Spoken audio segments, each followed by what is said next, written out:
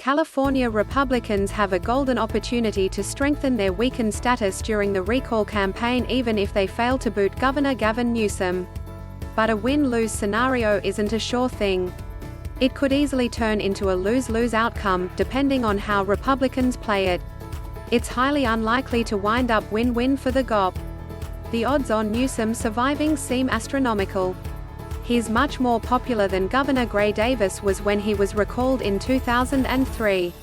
No Republican candidate has nearly the voter appeal that actor Arnold Schwarzenegger did when he ousted Democrat Davis. California is a much more Democratic state today than 18 years ago. And the incumbent will have a huge fundraising advantage.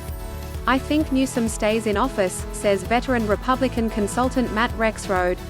If anybody wants to bet me $100 straight up, I'll take the bet. Someone who might take the bet is Jessica Millan Patterson, chairwoman of the California Republican Party. She insists there's a great opportunity to dump Newsom. But Bob Shrum, a former Democratic strategist who is director of the Center for the Political Future at USC, says that by the time the expected special election is held in fall, the pandemic could well be under control and California's economy booming. The recall will become nothing more than psychic satisfaction for Republicans until they get the results on election night, he said. Okay, but before that the GOP will have rare access to a golden mic to shout its message to voters.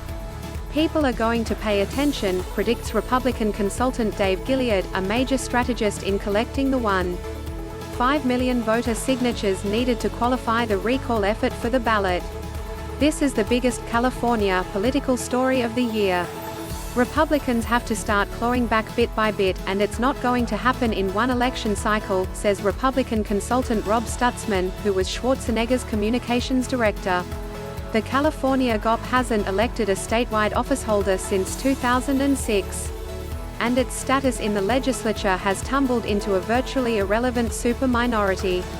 Republicans could begin rehabilitating their image among moderate Democrats and independents by articulating solutions to problems that trouble centrist voters most: public education, affordable housing, homelessness, middle-class jobs and high taxes. The Republican Party should make the case that under one of its candidates, schools would have opened earlier, Rexroad says. There's certainly a market for that pitch. A recent UCLA survey found that 3/4 of Los Angeles County parents with public school children believed their kids have been substantially hurt by stay-at-home Zoom classes. The challenge for Republicans is to come across as the party of governance and not insurrection, says Jack Pitney, a government professor at Claremont McKenna College.